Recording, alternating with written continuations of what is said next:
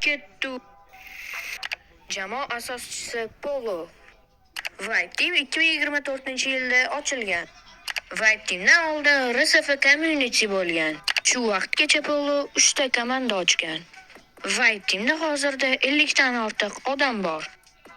Vibe Team O'zbekistondagi mashhur youtuberlar bilan aloqa qila oladi. Vibe Teamni hozirda 90% Minecrafterlar taniydi.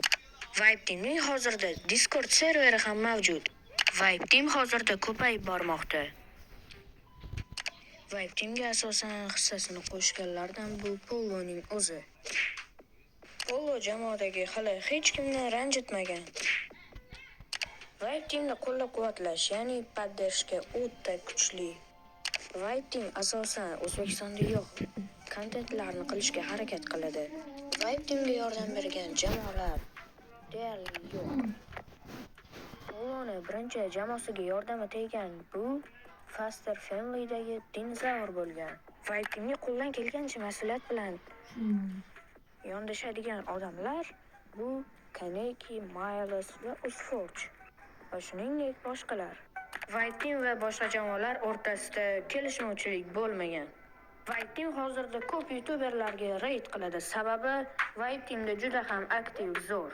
Va raidni mana shu videodan ko'rib olishingiz mumkin.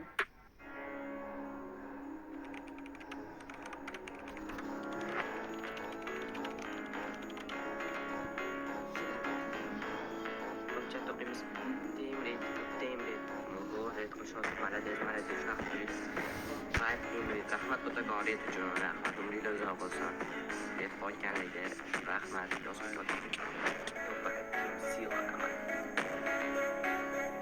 Vibe Teamga hozirda ko'plab haterlar yig'ilib boshladi va hattoki Vibe Teamdan ideyalar ham chopila boshladi. Vibe Teamning bag'ri keng, hamma qo'shila oladi, hatto siz ham.